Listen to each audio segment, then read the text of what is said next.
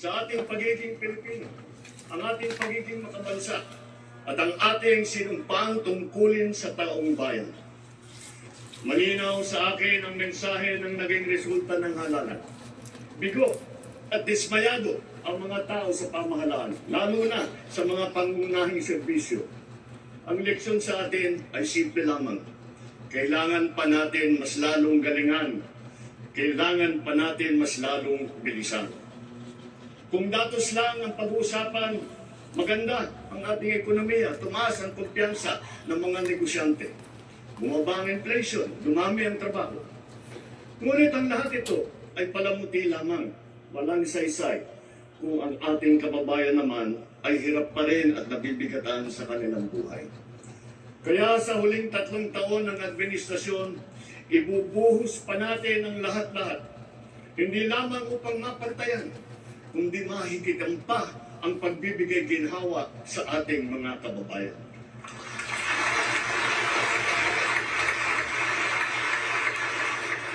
Hindi na ako magpapaligoy-ligoy pa. Maayos na hanap buhay talaga ang mabisang pantiyak laban sa kahirapan at laban sa gutom. Dumarami ang mga nalilikhang hanap buhay sa ating bansa ngayon. Magpupursige ang DOLE, DTI, DSWD, kasama pati ang DOT, at mga kaugnay na ahensya sa paghahanap ng paraan at ng mga oportunidad para sa natitirang 4% ng ating puwersang manggagawa na hanggang ngayon ay walang trabaho. Ipagpapatuloy natin ang pagbibigay ng puhunan sa mas marami pang negosyante para makapagsimula ng maliit na negosyo o micro-enterprise sa mababang interes at walang kolateral. Pati na rin ang kapital at proteksyon para sa mga yamang isip. At para sa mga tinataguyod natin mula sa kahirapan, patuloy tayong nagbibigay ng libreng training at puhunan para makapagtayo sila ng sariling negosyo. Hindi tayo titigil hanggang halos 2.5 milyon maralitang pamilya ay matutulungan natin na magkaroon ng kanilang sariling maliit na negosyo. Palalaguin natin ang mga industriya, mga pabrika ng sasakyan, pulbahan, electronics, biotechnology, pharmaceuticals, critical minerals, telang Pinoy, halal, construction, mga planta ng kuryente. Ngunit, nananawagan pa rin ako sa ating mga negosyante. Mamumuhunan kayo sa ating agrikultura. My single resounding message to the international business community is this: the Philippines is ready. Invest in the Filipino.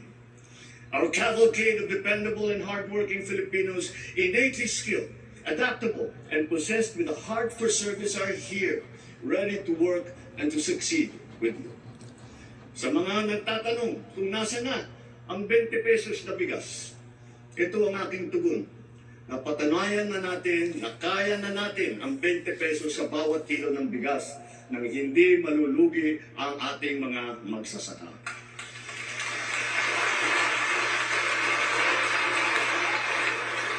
Kamakailan naman ay matagumpay nating nailinsan ito sa Luzon, Visayas at Mindanao, kagaya sa San Juan, Pangasinan, Cavite, Occidental Mindoro, sa Cebu, sa Bacolod, sa Guimaras, Siquijor, Davao del Sur. At dahil sa ilalaan nating 113 bilyong piso upang palakasin ang mga programa ng DA, ilulunsad na natin ito sa buong bansa sa pamamagitan ng daan-daang kadiwa store at center sa iba't ibang lokal ng pamahalaan. Binabalaan ko ang mga trader na magtatangkang magmanipula ng presyo ng palay o ng bigas o manloloko ng mga magsasaka. Hahabulin namin kayo dahil ang trato namin sa inyong ginagawa ay tinuturing namin economic sabotage.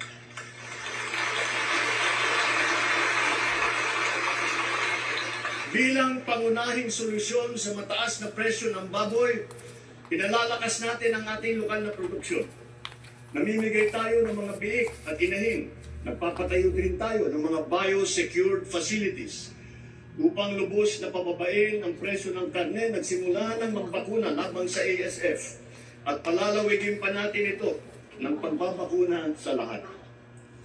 Pinataas natin ang produksyon ng palay, mais, pinya, saging, mangga, kape, kakao, kalamansi, tubo, sibuyas, bawang, at iba pang mga agricultural products. Mula nagsimula itong administrasyon, mahigit 8.5 milyon magsasaka at mangingisda ang nakatanggap ng tulong. Lalo pa natin paiigtingin ang mga programa ng pamahalaan para mas marami pa ang matutulungan. Libo-libong kilometro ng farm-to-market road na ang ginawa na at libo-libong kilometro pa ang pinapasinayaan. Libo-libong hektarya ng lupa ay nalagyan na ng patubig sa buong bansa at libo-libong hektarya pa ang patutubigan. Libo-libo ring makinarya at pasilidad ang ating binuksan at pinamigay para sa mga magsasaka at mangingisda. Marami po tayong ipapatayo na rice processing system, mga pasilidad at ang mga bangkang yari sa fiberglass na ipamimigay naman sa mga mangingisda. Lahat ng ito ay sumusuporta sa kanila mula paghahanda, sa pagpunla, pag-ani, pagbiyahe hanggang sa pagbenta. Milyong-milyong Pilipino ang umaasa sa puno ng niyog bilang pangunahing kabuhayan. Mula ngayong taon, hindi bababa sa 15 milyong hybrid at mataas na klaseng mga binhi ng niyog ang ating itatanim sa iba't ibang panig ng Pilipinas. At itutuloy natin ito hanggang 100 milyong puno na ng niyog ang ating maitatanim sa buong Pilipinas.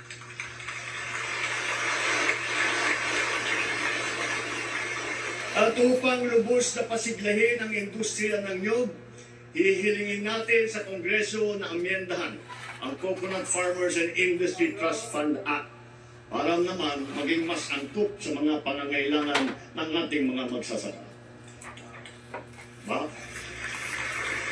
Bahagi lamang ito na ginagawa nating malawakan pagpapalakas ng iba't iba pang mga industriya. Kasama dito ang industriya ng asin, pagproproseso, pag-export ng niyog. Sa tulong ng DOST, ginagamit natin ang mga magagandang dulot ng agham tulad ng mga nadiskubre at nagawa ng ating mga siyentipiko at inventor. Pati na rin ang mga modernong pamamaraan tulad ng mga bagong pinhi, pataba, makinarya at estratehiya gaya ng intercropping at off-season technique. Naghihintay din sa ating kabataan ang mga kurso, programa at mga scholarship sa larangan ng agrikultura upang ito ay kanilang gawing hanap buhay balang araw at may papagpatuloy ang marangal na kabuhayan ng kanilang mga magulang. At para sa susunod na ating salinlahi ng mga magsasaka, tiyak na magiging kanila na ng tuluyan ang lupang sinasaka nila.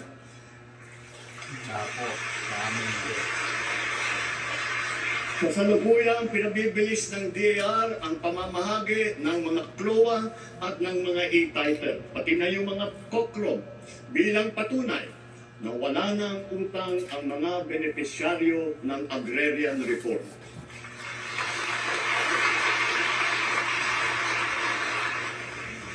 Bagaman dumarami ang ating mga planta ng kuryente sa buong bansa, lalo na ang mga bagong teknolohiya at malinis na enerhiya tulad ng solar, windmill, natural gas. Bagaman kilalang-kilala na tayo sa buong mundo dahil sa pagpapahalaga natin sa renewable energy, naririyan pa rin ang mga problema sa enerhiya na damang-dama ng bawat Pilipino.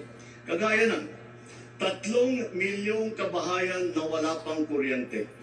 Palagi ang brownout at ang mataas na presyo ng kuryente. Kaya binibilisan nating mabigyan ng koneksyon at pinapalakas palalo ang kakayahan ng ating gumagawa ng kuryente. Pagpasok ng administrasyon ito, mahigit 5 milyon ang mga bahay na wala pang kuryente. Sa loob ng 3 taon, 2.5 milyong kabahayan ang ating nakabitan na may kuryente na sila. Sa susunod na 3 taon, halos 200 planta ang ating tatapusin. Ito ay may kakayahan magpailaw sa 4 na milyong kabahayan o sa mahigit na 2,000 pabrika o sa halos 7,000 tanggapan at negosyo.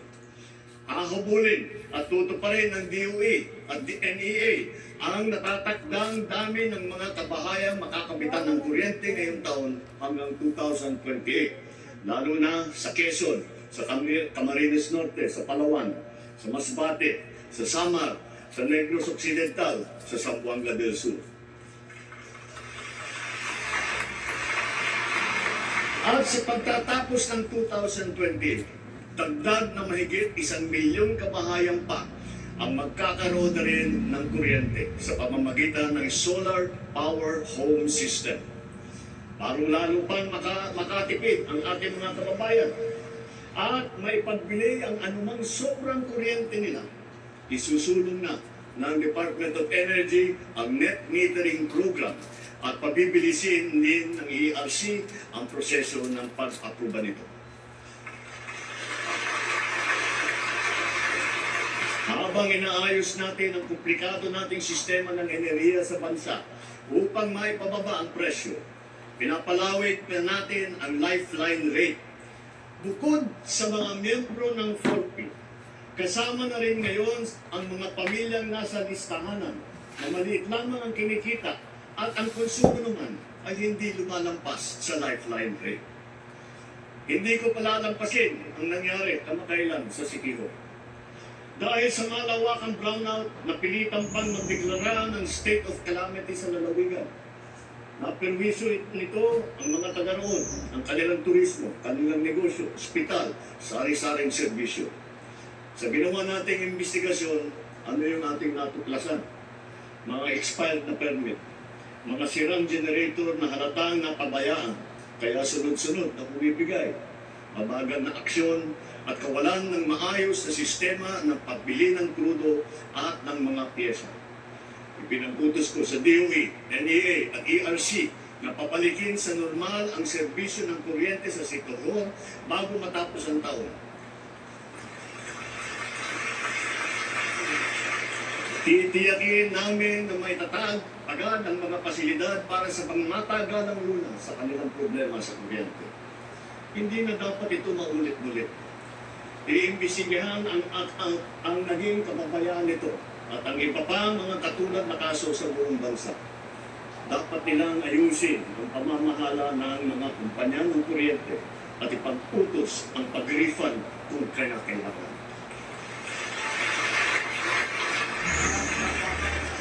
Tulad ng pagkain, nakasalalay ang buhay natin sa tubig. Marami tayong mga malalaking proyekto na nakalakad-lakad para sa butihing supply at malinis na tubig sa buong bansa. Meron din tayong mga makabagong sistema upang salayin ang tubig at gawin itong malinis para mainom, lalo na para doon sa mga taga-isla. Ganun pa man, marami kaming natatanggap na reklamo na hindi man lang daw umaabot ang tubig sa kanilang mga gripo. Sa lawak ng reklamo, lampas 6 na milyong consumer sa buong bansa ang kasalukuyang naapektuhan. Nakita ko na ang report. Kaya ginagawa ng luwa ngayon ang mga pabisang hakbang laban sa palpak na serbisyo ng mga water district at kanilang mga joint venture partners.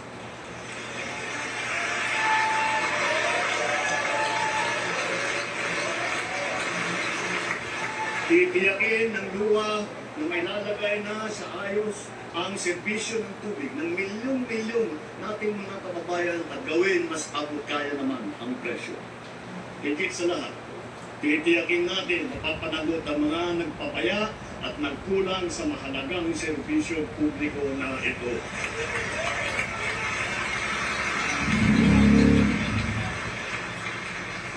Malinaw sa atin ang grumpang na realidad tungkol sa ating mga kabataan ngayon.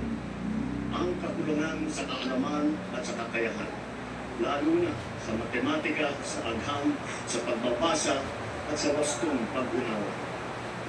Ang mga nagka-drop out at mga hindi nakakapagtapos sa junior o senior high school, ang kalahating milyong bata na nagpapanot ng buto. Kung tayo ang nagpupundar ng malaki para sa infrastruktura, mas malaki pa ang ipupundar natin para sa ating mga mamamayan.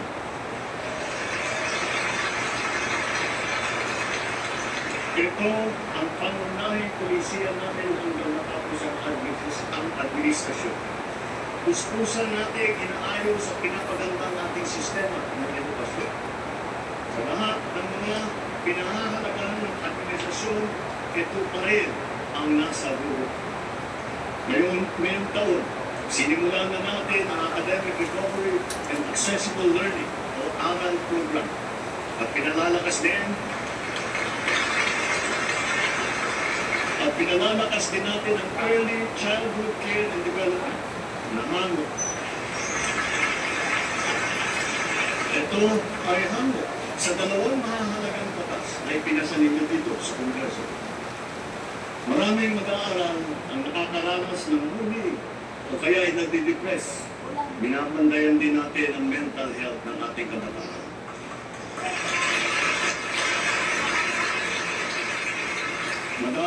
Magdadagdag tayo ng mga school counselor na magsisilbing sanggunian at gabay nila.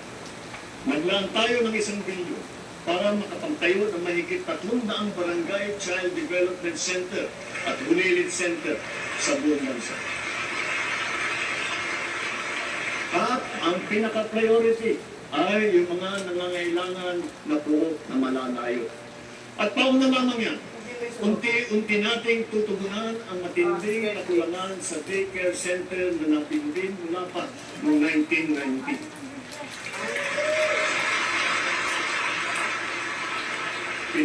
Pinaspasan na natin ang pagpabakuna ng mga bata. Sa DOH, kumpletuhin na natin ang bakuna para matapos na sa lalong madaling panahon na kumpleto na lahat ng ating mga anak ay napakunahan na. Sa ilalim naman ng bagong lunsad na Yakap Caravan, matitignan na ang kondisyon ng kalusugan hindi lamang ng mga mag-aaral, kung hindi pati na ang mga guro. Mabibigyan sila ng libreng medical check-up, libreng lab test tulad ng cancer screening at libre na gamot. Sa nakaraang 3 taon, halos 2,000 silid-aralan ang nabuksan na. Hihigitan pa natin ito dahil talagang nakakaawa ang ating mga mag-aaral. Hindi na natin dapat nabibitin ang oras nila sa klase dahil sa kakulangan ng classroom. Katuwang ng pribadong sektor, sisikapin natin madadagdagan pa ng 40,000 silid-aralan bago matapos itong administrasyon.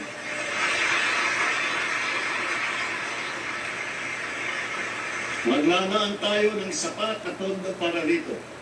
Alang-alang sa mga ating mag-aaral, hihilingin ko ang buong suporta ng ating Kongreso.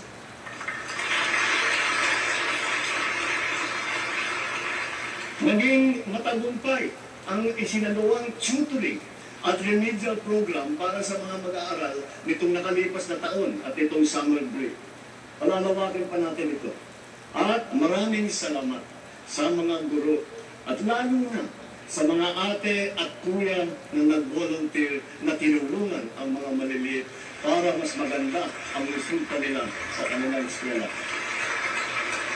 Sa DOLE at sa DSWD, ipagpatuloy pa ninyo ang mga ganitong klaseng internship at pre-employment program para sa ating estudyante sa kolehiyo. Malaking tulong ito sa kanila habang sila ay nag-aaral. Malaking tulong ito sa bansa. Ngayon, nagdaratingan na ang mga laptop na laan para sa bawat guro sa public school.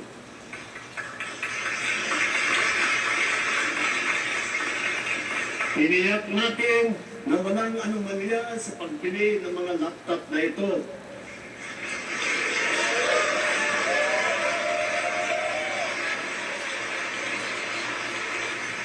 Nakahanda na ang mga high-tech at digital na mga materyales, mga smart TV, libreng Wi-Fi at libreng load sa bayanihan SIM card.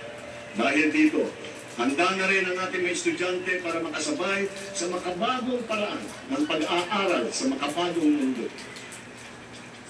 Ang pinakamahalaga sa sistema ng edukasyon ay ang ating mga mahal na guro.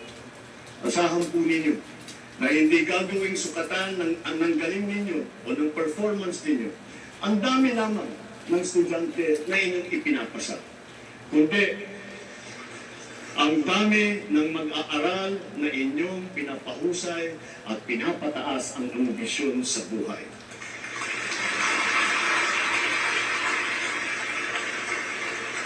Hindi tayo tumitigil maghanap ng mga paraan upang pag-aanin kahit paano ang inyong pasanin sa araw-araw. Nagdagdag tayo ng 60,000 teaching item at nakapagbigay pa ng trabaho para sa ating mga lisensyadong guro. Tinanggal na natin ang halos 100 dokumentong kailangan ninyong atupagin noon na wala namang kinalaman sa inyong pagturo. Gagawin na rin nating digital ang mga natitira pang papel na kailangan ninyong asikasuhin. Para pwede na ninyong itong gawin online, diretso na mula sa mga bago ninyong laptop.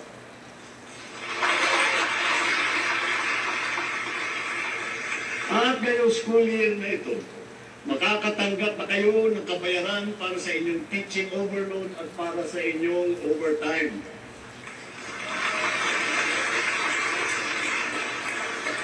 Napatunayan na nating mabisa ang TechDoc. Kaya unti-unti nang pinapasok sa senior high ang TVET ng TESTA. Ibig sabihin nito, ang mag-aaral ng senior high school pa lamang, makakapili na siya kung bookkeeping, agribusiness, electrical, graphic design, ang kanyang napupusuang larangan. Diretsong pagka-graduate, pwede na kaagad na maghanap buhay kung gugustuhin. Dahil para na rin siya nakapag-aral sa TESDA na nakakuha ng NC2 o NC2 o NC3. Kung tutungtong naman sa kolehiyo, nakahanda ang malaking pondo para sa pagtutusto sa libreng pampublikong edukasyon sa kolehiyo. Pati na rin ang mga subsidy at financial assistance para sa mas higit pang nangangailangan ng estudyante. Taon-taon, mahigit 2 milyong estudyante ang nakakapag-aral ng libreng kolehiyo sa bansa. Mula ang umpisa ng administrasyong ito, dinagdagan pa natin ng 260,000 estudyante ang nakinabang dito.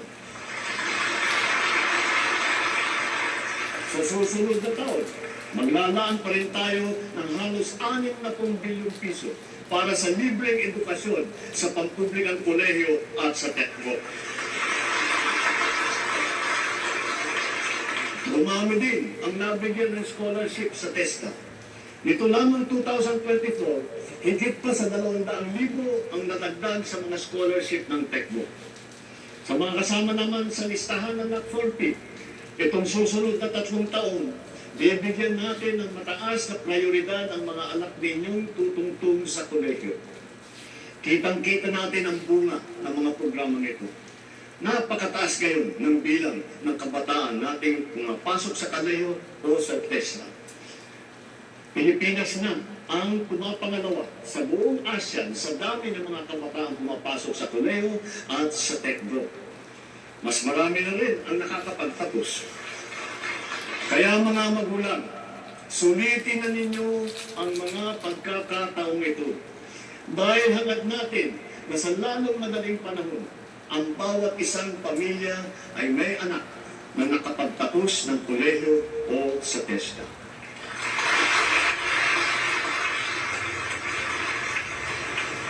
Kung kalidad lang din ang pag-uusapan, hindi nagpapahuli ang mga universidad at kolehiyo natin dito sa bansa.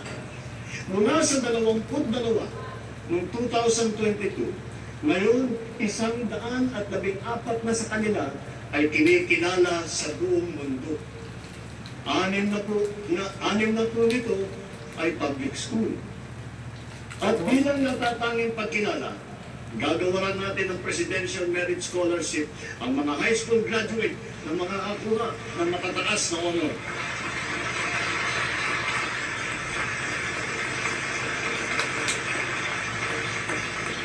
Walang humpay nating ipinapatupad ang mga programa sa pagsusugpo sa kahirapan at patungkol sa kalusugan at nutrisyon ng mamamayan.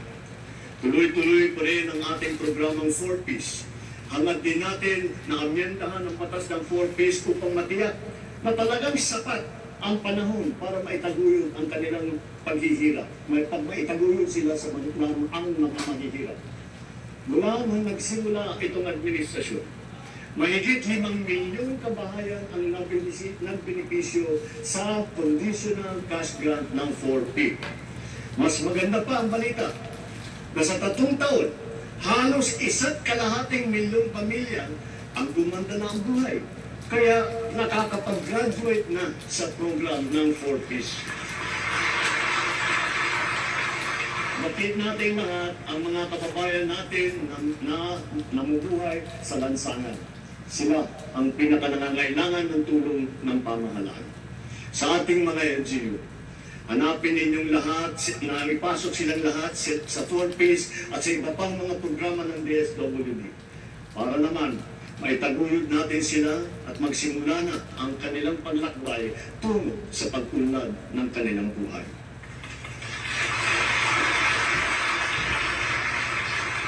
Sa ikalawang taon ng ating walang gutom program, mabibigyan ng tulong ang 600,000 pinakanangangailangang kabahayan sa kanilang nutrisyon. At sa 2027, dadamihin pa natin sa 750,000 kabahayan ang maaabot ng feeding program natin.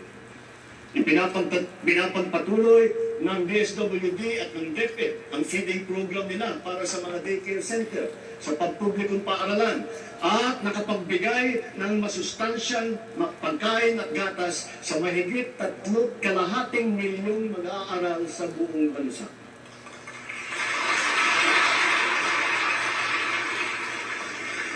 Dahil alam naman natin, basta't may laman ang tiyan, may laman ang isipan. Kung papalawigin pa natin ang mga programang ito sa susunod na taon, sa tulong ng karagdagang 1 bilyong pisong pondo, pararamihin pa ng DSWD ang bilang ng mga batang mabibigyan ng masustansyang pagkain. Sa kabilang banda naman, nakikita natin ang sobrang pagtaas naman ng timbang ng ating mga kababayang edad 20 at pataas. Kaya sikapin natin maging mas aktibo ang ating pamumuhay araw-araw. Ipalaganap natin ang mga pagsasagawa ng mga palaro, mga paliga, fun run, fun walk, pati mga aerobics, pasumba. Para sa mga LGU, buksan at gawing maaliwalas ang mga park at mga plaza natin kung saan makakapag-ensayo ang ating mga mamamayan. Bata man o matanda. Magpatupad tayo ng mga car-free Sunday tulad ng ginagawa sa ilang lungsod na dito sa Metro Manila, sa Baguio, sa Cebu, at sa Iloilo at Davao. Bilang pagsuporta rito, simula ngayon, bubuksan ng Philippine Sports Commission sa publiko ang kanilang mga track and field oval sa Pasig, Maynila at Baguio. Upang makapag-jogging na kayo ng libre. Magbubuhos tayo ng todo suporta sa mga palaro at mga atleta sa buong bansa. Halimbawa, ang palarong pambansa at ang Batang Pinoy Games na gaganapin sa General Santos City ngayong Oktubre. Bubuo tayo ng bagong pambansang programa para sa sports development. Uumpisahan natin ito sa paaralan pa lamang. Ibabalik natin ang mga sports club at magsasagawa tayo ng mga palaro at intrams sa lahat ng pampublikong paaralan. Naririyan na ang ating Philippine Sports Commission at saka ang PAGCOR upang tiyakin ang patuloy na pagtaguyod at pagsuporta sa ating mga programang pampalakasan ng mga atleta sa buong bansa.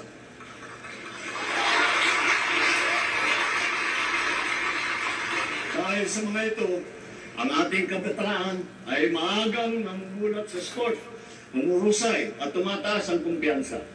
Sunod-sunod sila sa yapak ng ating mga kampyon at world-class na athlete tulad ni Senator Manny Pacquiao, ni Heidelin Diaz, Nicoloy Yulo, Ira Villegas, Nesty Petesio, EJ Obiena, Alex Ayala, ang Paralympian natin na sina Gerald Manliwan, Cindy Asusano, Angel May Otong, at Ernie Gawilan.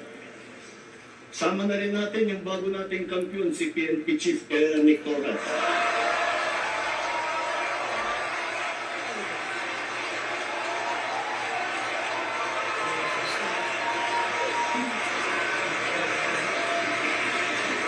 Tulado rin ka.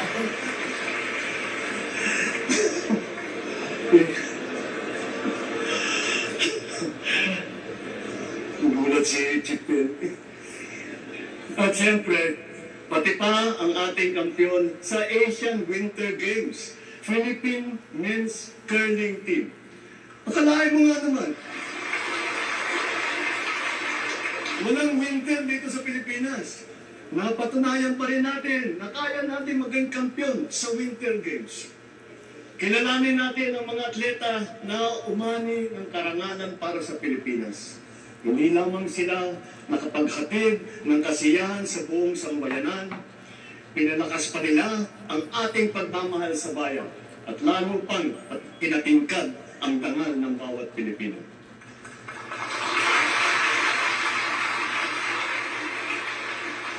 Dito sa atin, mahal magkasakit. Mahal ang gamot. Kulang ang paggamutan. Walang doktor, lalo na sa mga liblib ng mga bayan. Kaya mula nang nagsimula ang administrasyon, ito ang tinutukan natin. Kasama ng edukasyon at pagsugpo sa kahirapan. Sa loob ng 3 taon, pinarami natin ang mga pampublikong ospital at specialty center. Nariyan na rin ang 53 bukas center sa 32 lalawigan sa bansa. May libreng check-up, x-ray, lab test at iba pa. Ito ay para sa agarang serbisyong outpatient na hindi na kailangan magpa-confine pa sa ospital. Asahan ninyo, marami pa ang ating bubuksan na bukas.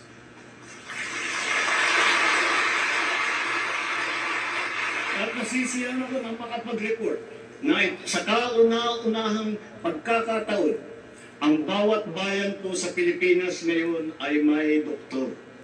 Mayroon ng magiging tagapag-alaga. Mayroon ng tagapag-alaga ng kalusugan ng mamamayan sa inyong lugar. Lahat po tayo ay miyembro ng PhilHealth. Pinataas at pinaganda na rin natin ang mga benepisyo. Lalo na para sa mga karamdaman na laganap dito sa ating bansa. Kapag kayo po o ang inyong kapamilya ay may sakit sa puso, huwag po kayong mag-alala. Covered na po sa PhilHealth ang pagpapagamot ninyo para sa atake sa puso, sa open heart surgery, heart valve repair o sa replacement. At may cancer assistance fund po tayo. Pagdagdag para sa pagpapagamot ng mga cancer patient natin. May pondo rin para sa bakuna laban sa human papillomavirus na nagiging sanhi ng maraming klase na cancer. Para naman sa ibang klase na cancer na hindi sakop ng PhilHealth, meron po din tayong nilaang 1 bilyon at 700 milyong piso para pambili ng mga kinakailangang gamot para sa ating mga pasyente.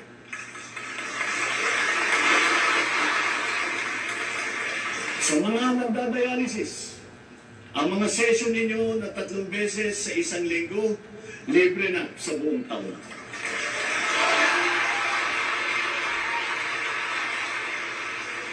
Libre na rin po pati ang mga kinakailangan mga gamot. Kung kakailanganin man ng kidney transplant, inakyat na natin ang limit hanggang 2,100,000 piso mula sa dating 600,000 piso. At ngayong taon, covered na rin ng PhilHealth ang mga serbisyo at gamot pagkatapos ng operasyon ng kidney transplant. Kung kailangan talaga na magpa-transplant, huwag po kayong matakot sa gastos dahil sagot na ng PhilHealth. At kung magkakasakit ng malubhang dengue ang inyong anak, itinaas po natin sa 47,000 piso ang sagot ng PhilHealth. Ang pagtatanggal ng katarata ay inakyat na rin ang limit sa 187,000 na piso mula 16,000 piso. Pati ang mga sari-saring serbisyong outpatient, kasama rin po ngayon ang PhilHealth. Kapag may kailangan kayong dalhin sa emergency, wag po kayong mag-atubiling itakbo sa ospital. Covered na rin po yan ng PhilHealth. Kapag lumabo ang mata ng inyong anak at kailangan magpasukat ng grado, pati na rin ang pagpapagamot nila laban sa malnutrition, ito rin ay covered na rin ng PhilHealth. At para sa mga PWD, sakop na rin ng PhilHealth ang inyong therapy at rehabilitasyon, pati na rin ang mga mahalagang kagamitan pang-suporta para sa inyo. Pinabibilis pa natin ang proseso ng pagbayad ng PhilHealth sa mga ospital at mga klinika para naman siguradong maayos at hindi naantala ang kanilang serbisyo sa mga pasyente. Maasahan pa rin ng mga pasyente ang Medical Assistance Program kung kulang ang pambayad sa ospital. Mula pumasok ang administrasyon nito, nakapaghatid ito ng tulong sa higit 11.5 milyong Pilipino. Higit sa lahat, padadaliin pa natin ang proseso ng medical assistance dahil ipapasok na po ito sa ating e-Gov app. Mga kababayan, asahan po ninyo, ginagawa natin lahat para matulungan kayo ng magpapagaling at lumakas. Ngunit batid natin ang mga realidad sa mga pampublikong ospital. Kanya-kanya ang bili ng medical supply. Kanya-kanyang lakad ng medical assistance para sa bill na hindi kayang bayaran. Kaya sa lahat ng aking binanggit na mga haligi na itaguyod na natin, ang bahaging sasagutin ng PhilHealth, ang sari-saring pondo na pamahalaan para sa medical assistance kagaya ng MAIP, PCSO at PANCOR, at ang karagdagang pondo na ibibigay pa natin sa mga DOH hospital, areglado na ang lahat sa ospital pa lang. Wala nang kailangang pangpuntahan o lapitan pa. Ito po, itinuloy na po natin ang zero balance billing. Libre po.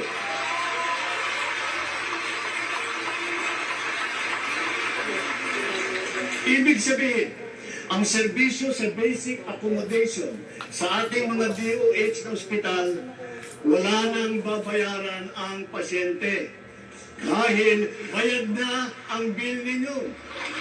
Uulitin ko, wala nang kailangan bayaran ng pasyente basta sa DOH hospital dahil bayad na po ang bill ninyo.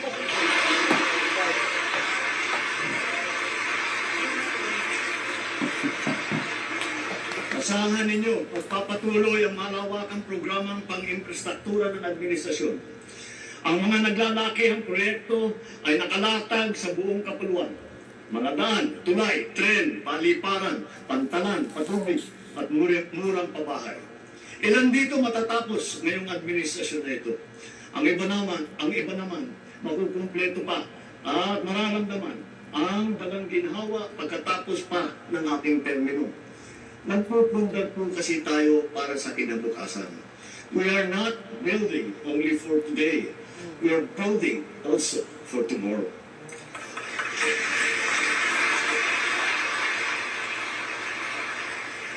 Habang ginagawa ang ating mga tren tulad ng North-South Commuter Railway at ang ating mga subway, patuloy din ang pagpapaganda natin sa serbisyo ng MRT at LRT. Ang dating 20% diskwento sa LRT at MRT para sa PWD, sa senior at sa estudyante ay tinaas na natin sa 50% na diskwento.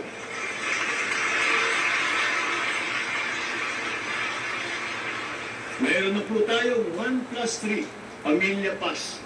Ito ay tuwing linggo para naman may konti pang matitipid ng pamilya sa kanilang pamamasyal at sa kanilang pagsimba.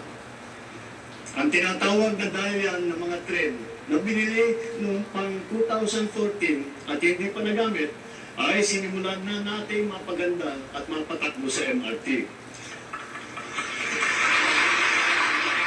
Halos 50 dagdag ng karwahe ang natenga ng 10 taon. Sayang yung pera, sayang yung isang buong dekada. Pero ngayon, naayos na natin. Ang 3 bagon ay nagagamit na ngayon. Asahan ninyo, ang ilan sa 45 ay magagamit na rin natin bago matapos ang taong ito. At ang iba pa ay susunod sa susunod na mga taon.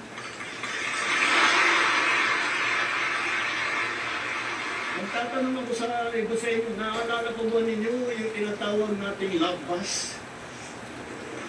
Ito yung popular na pampublikong bus sa Metro Manila na sinimulan noong 1970s.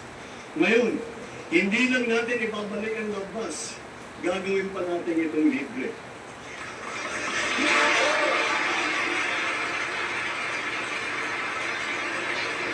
Paul na pa lamang, pilot testing pa lamang yung nasa Davao at sa Cebu. Susundan pa ito ng ibang mga lugar sa Visayas at sa Mindanao. Bago matapos ang taon, magsisimula na ang Bataan Cavite Interlink Bridge. Ang tulay na ito ay 32 kilometro ang haba na tumatawid ng Manila Bay. Kung ang biyahe ngayon mula Maribeles hanggang Naik ay umaabot ng 5 oras, manang araw ito ay magiging 45 minuto na naman.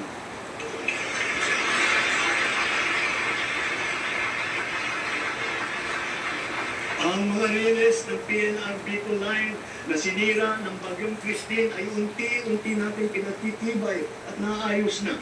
Kasama ang Binahan Bridge. Hindi magtatagal, matatagdagan pa ang haba ng linya nito at aabot sa Ragay, Camarines Sur hanggang Tagkawayan, Quezon. Magiging malaking tulong ito sa ating motoristang nagdadaan sa malubhang traffic mula Quezon hanggang sa Bicol. Sa 2026, inaasahang magbubukas na sa motorista ang bahagi ng extension ng SLEX mula Santa Tomas, Batangas hanggang Chaong, Quezon. Kapag natapos itong buong proyekto, ang dating 4 na oras na biyahe, magiging 1 oras na lang.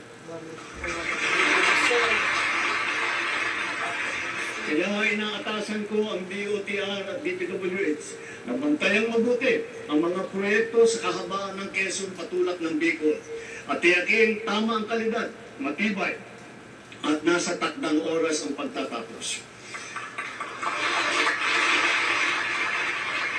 Ang Daniel Sikiat Bridge na una sa 3 mahalagang tulay na ginagawa ngayon sa Tawi-Tawi, nabuksan na. Sa susunod na taon, ang tulay sa Malasa, Lupang Pula ay matatapos na rin. Higit sa lahat, kung may Luzon Spine Expressway Network Program, meron din naman tayong Mindanao Transport Connectivity Improvement Project.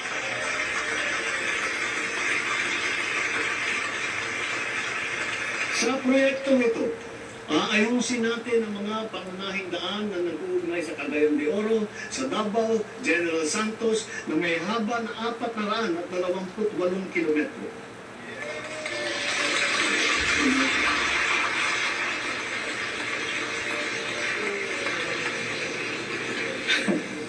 Ang rehabilitasyon ng tulay ng Guadalupe ay sukdulan na rin kinakailangan.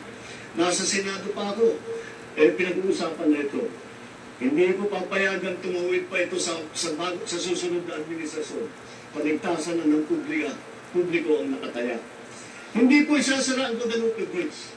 Gagawa muna tayo ng detour bridge sa magkabilang gilid bilang pansamantalang daanan. Kapag nagawa na at nabuksan na ang detour bridge na ito, doon pa lamang sisimulan ang trabaho sa main bridge.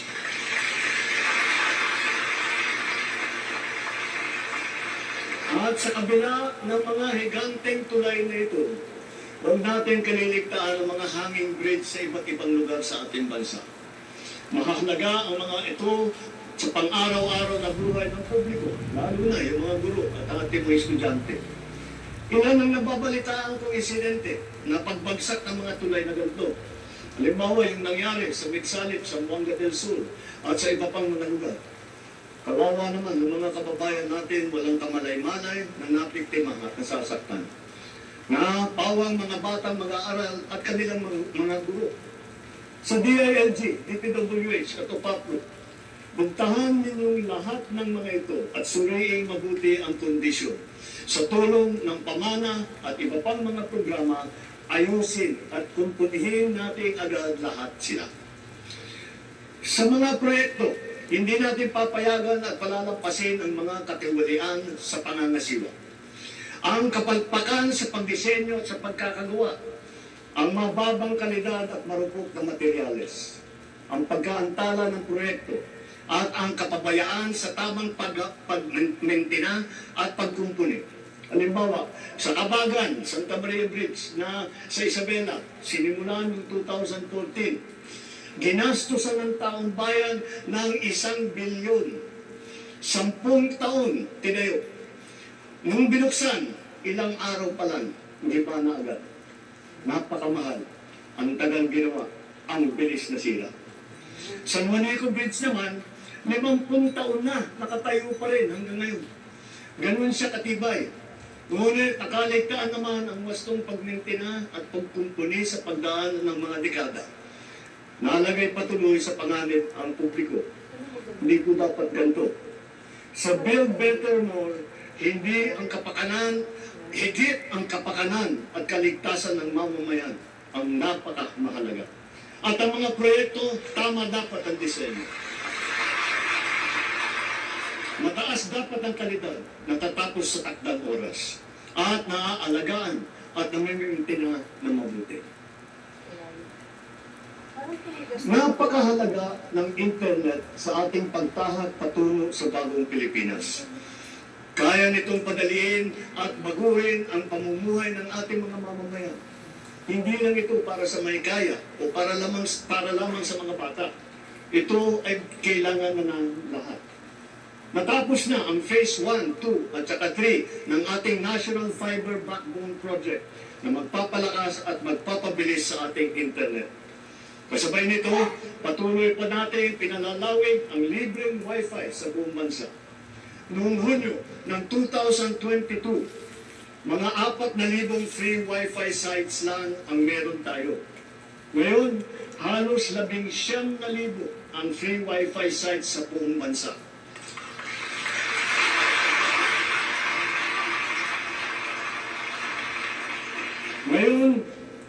Ngayong taon din, nagsimula na tayo mabigay ng mahigit 1 milyon na SIM card na may libreng data para sa ating mga eskwelahan, lalo na sa mga nasa liblib na pulo.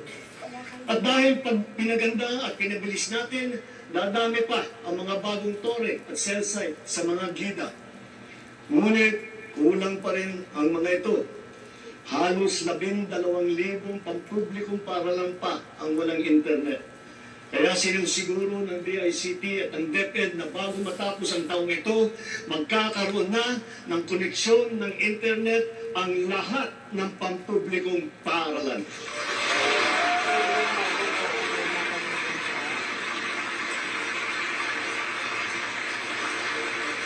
Mula nang inilunsad ito noong 2023, ang eGov app ay nagana, nagagamit, at napapakinabangan ng ating taong bayan. Patuloy pang dumarami ang serbisyo tiyak na praktikal sa bawat Pilipino. Ngayon, mahigit 40 serbisyo ng pamahalaan kasama ng mga LGU ang nasa eGov app. Gamit ng app, maaari nang gawin at ayusin ang sari-saring mga serbisyo at proseso ng pamahalaan na dati ay pinipilahan pa natin ng ura-urada. Ang renewal ng driver's license para sa PhilHealth, para sa Pag-ibig, para sa GSIS, yung mga dokumento na kailangan ng ating mga OFW, sa immigration at customs, sa declaration sa airport, kahit ang paggawa ng biodata hanggang paghahanap ng trabaho. Mga government ID natin, kasama ng national ID, at marami pang iba. Hindi magtatagal, magkakaroon na rin para sa NBI clearance, beat card para sa MRT at saka LRT, at e-TIN na galing naman sa BIR. Kaya i-download nyo na po ang eGov app. Sa pinagsama-samang serbisyo sa isang mobile app, ang pamahalaan ay talagang mas malapit na at nasa inyo ng mga kamay.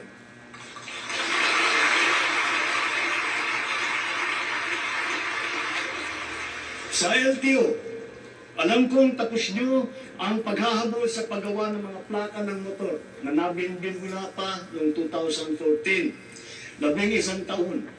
Mula ngayon, gawin ninyo ang lahat na makakaya upang hindi na uli magkaroon ng backlog sa plaka. Dahil kailangan bumawi sa publiko, tiyakin din ninyo na may lalabas na ang rehistro at ang plaka ng bagong sasakyan sa loob ng naipangako ninyong 3 araw.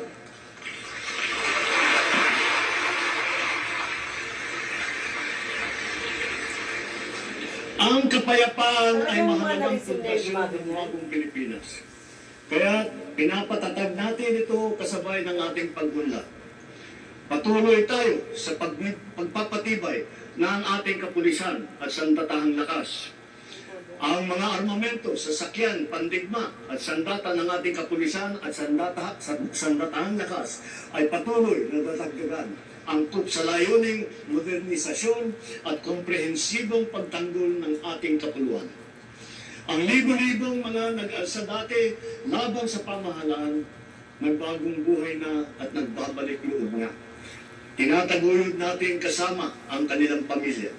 Katuwang ng pribadong sektor, pinapaunlad din natin ang kanilang pamayanan at naglalakad tayo ng mga daan, patubig at marangal na hanap buhay. Bukod sa programang panghanap buhay, nagpagawa tayo ng mga health station, mga silid-aralan, mga water system, street light, na ngayon napapakinabangan ng mahigit 13 milyong Pilipino na ngayon ligtas na mula sa kaguluhan.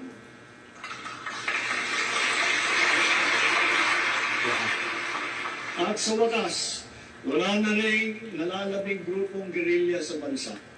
Titiyakin ng pamahalaan na wala na mabubuo muli.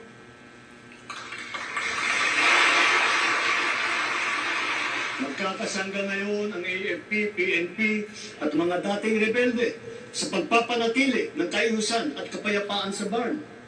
Kaya naman, ang lipunan natin ngayon ay mas mapayapa, mas papangalaga rin sa karapatang pantao, anuman ang edad, kasarian, kondisyon o pangkat. Ngunit, kahit pa sinasabing bumababa ang antas ng krimen sa bansa, walang ibang magpapalubag ng pangamba at pagkabahala lalo na sa ating mga biktima mismo ng kriminalidad. Kaya ang puwersa ng ating kapulisan ay nagbabantay at rumoronda na para nararamdaman ng taong bayan. Sila ay re-responde sa tawag ng tungkulin sa loob lamang ng 5 minuto.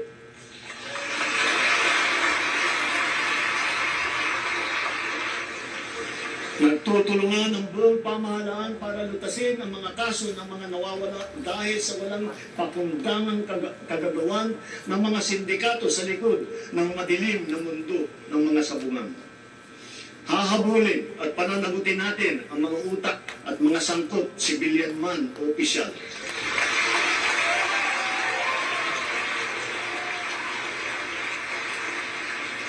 Kahit malakas, mabigat o mayaman, hindi sila mangingibabaw sa batas. Higit sa lahat, ipararamdam natin sa mga salarin ang bigat ng parusa sa kalumaldumal na krimen ng mga ito. Sa mga isinagawang pagsakote sa mga bodega at laboratorio at tagkang pagpasok, halos 83 bilyong pisong halaga ng droga ang nakumpiska na.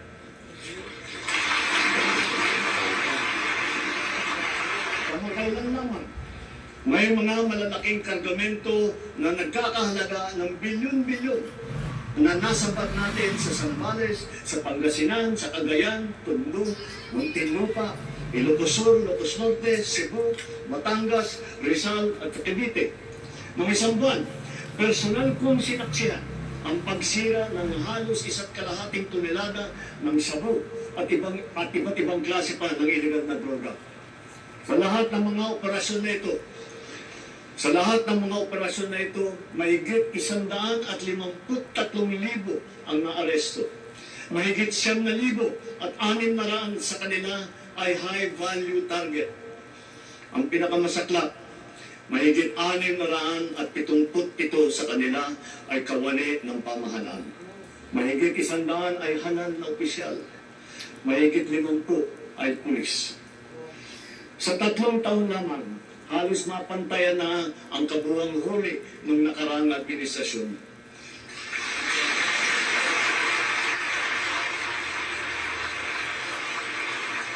Sa kabila ng mga ito, tila nagbabalikan daw ang mga pusher. Kaya patuloy ang ating mga operasyon laban sa mga drug dealer, sila man ay big time o small time. Ngayon, masasabi natin na mataas na ang tingin ng buong mundo sa Pilipinas. Dahil maayos, patas at mahinahon tayong nakikitungo sa iba't ibang mga bansa. Tumutupad din tayo sa ating mga kasunduan at sa mga batas at panuntunan ng pandaigdig na komunidad. Papasalamat tayo sa ating mga magigiting ng OFW.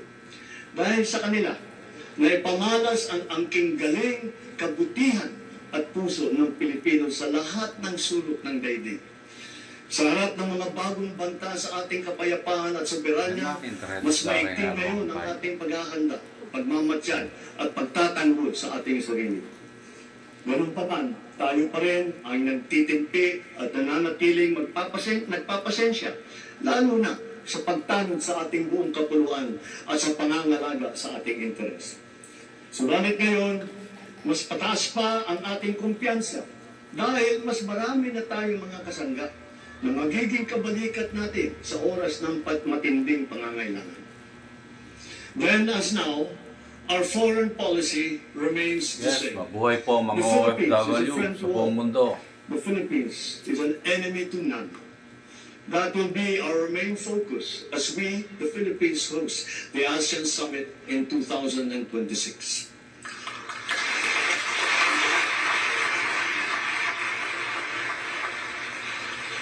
Para sa ating mga Pilipino, malayo man, malapit din, kasing sidhi ang paglingap natin sa ating mga kababayang nasa ibang bansa, lalo na ang nasa panganib at nagdadaan sa matinding pagsubok.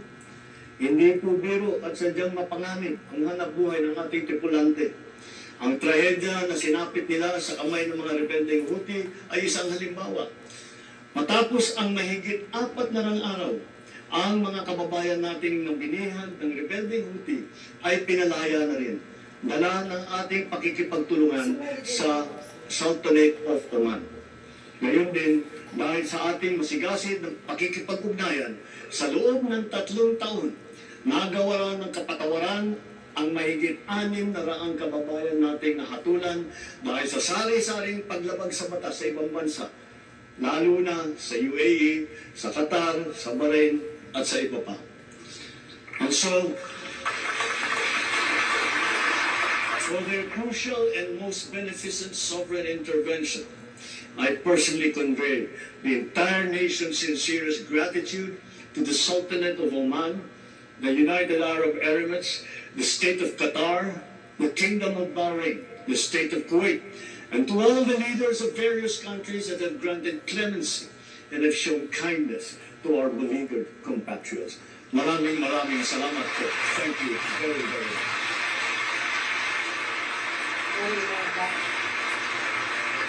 Masigasig din ang ating paghahanda at pagmamatyan laban sa banta ng sakuna at kalamidad, lalo na sa bagong normal at nagbabagong klima na nagbubugso na panahon.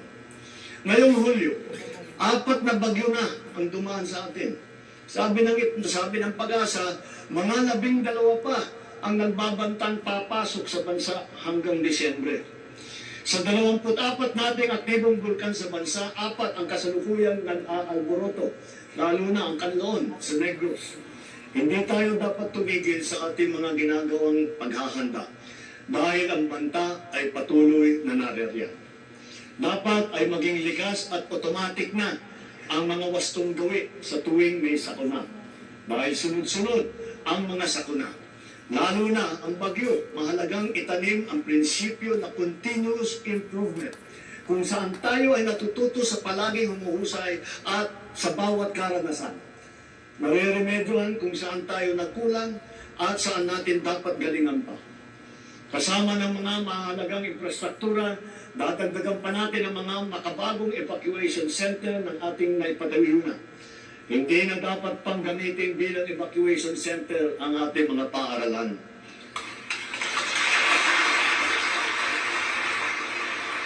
Ginagamit na natin ngayon ang mga makabagong teknolohiya, lalo na sa maaga at mabisang prediksyon. Mga Doppler radar, broadband seismic station, landslide sensor system ng Pag-asa at saka fieldbook sa iba't ibang lugar sa bansa. Sa epektibong pagsasaklolo, nakakatulong ang mga mobile command and control vehicle ng DOST na ipinamahagi natin sa 11 LGU sa buong bansa. Sa ating mga kababayan, hindi magtatagumpay ang anumang paghahanda natin kung wala ang tulong po ninyo. Hiling din namin ang inyong kooperasyon, inyong disiplina, pagmamatsyag at bayanihan bilang responsableng mamamayan. Kooperasyon sa mga malawakang ensayo, pagsunod sa mga babala at tagubilin, tulad ng agarang paglikas at pag-iwas sa mga danger zone. Disiplina, lalo na sa wastong pagtapon ng basura. Pagmamatsyag sa bawat oras.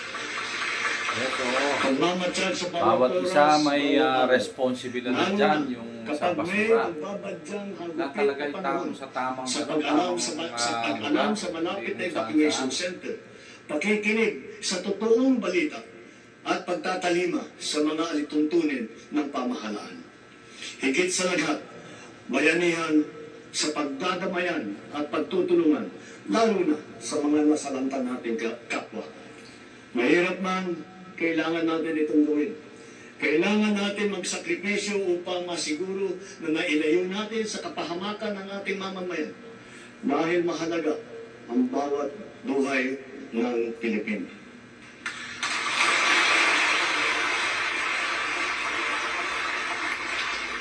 Kamakailan naman, nag-inspeksyon ako sa naging epekto ng habagat ng bagyong Krising, Dante at Emong. Kitang-kita ko na maraming proyekto para sa flood control ay palpak at mahuhukok. At yung iba, mahuli-huli lang. Huwag na po tayo magkunwari. Alam naman ng buong madla na nagkakaraket sa mga proyekto.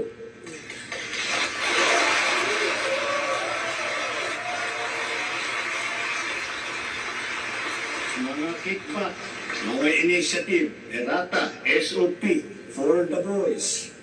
Kaya sa mga nakikipagsagwatan upang kunin ang pondo ng bayan at nakawin ang kinabukasan ng ating mga mamamayan, mahiya naman kayo sa inyong kapwa Pilipino.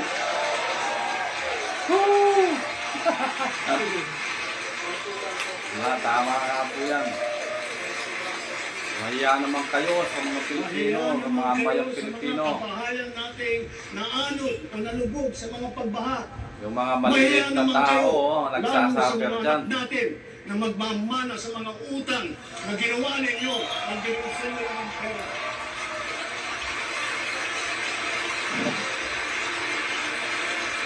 Pinapasan ng bayan ang utang ng gobyerno.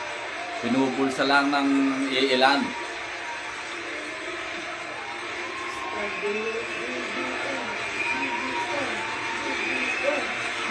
Para hindi na maulit. So that this will not happen again. First, the DPWH will immediately submit to me a list of all flood control projects from every region that were started or completed in the last 3 years. Yes, go BBM, go. Second, the Regional Project Monitoring Committee shall examine that list of projects and give a report on those that have been failures, those that were not finished, and those that are alleged to be ghost projects.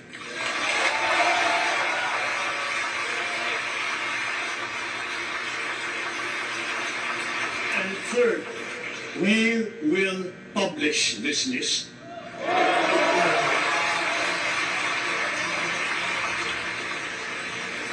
Isa sa publiko natin ang listahang ito. Kaya ang publiko na saksi sa mga proyektong ito ay malayang suriin ang listahan at magbahagi ng kanilang nalalaman para makatulong sa ating investigasyon.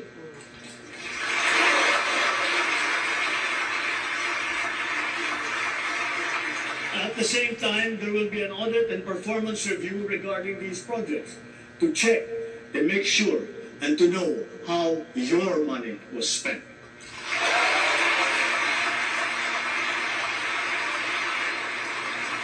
Sa mga susunod na buwan, makakasuhan ang lahat ng mga lalabas na may sala mula sa investigasyon, pati na ang mga kasabwat na kontratista sa buong bansa.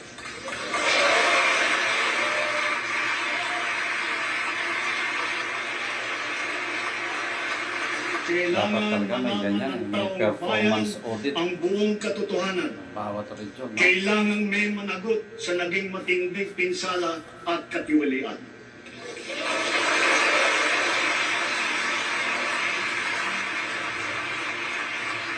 Therefore, for the 2026 national budget, I will return any proposed general appropriations bill that is not fully aligned with the national expenditure program.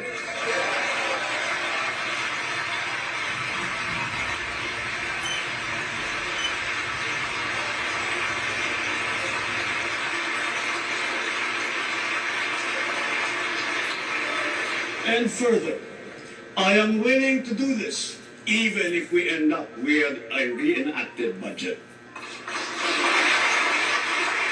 Hindi ko aaprubahan ang kahit anong budget na hindi alinsunod sa plano ng gobyerno para sa sambayanang Pilipino.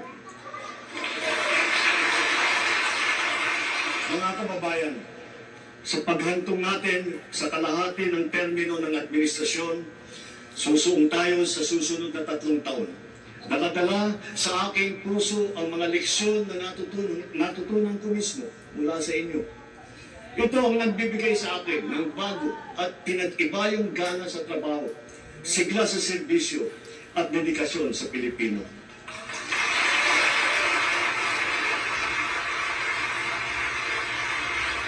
Huwag nating hayaang malihis ang ating pagtuon at pagtahak sa landas ng kaunlaran dahil nasa abot tanaw na natin ito. Ito ang ating dapat na pagtulungan. Ito ang ating dapat na pinagtutunguhan. At kayang-kaya natin ito marating at maisakatuparan. Sa wika ng ating bayani, only he who, from whatever position he occupies, whether high or low, strives for the greatest good possible for his fellow man, possesses true patriotism. Alam po natin sa ating puso kung ano ang tama, kung ano ang mali, kung ano ang mas mahalaga at mas makakabuti sa sarili, sa pamilya at sa ating bayan.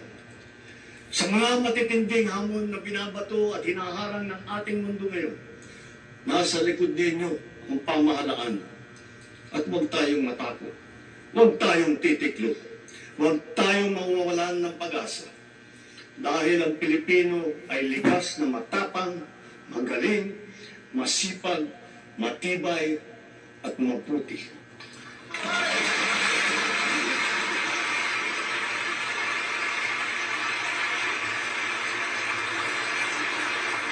Mga kababayan, tayo ito. Tayo ang bagong Pilipino. Mabuhay po kayo at magandang gabi po sa inyo.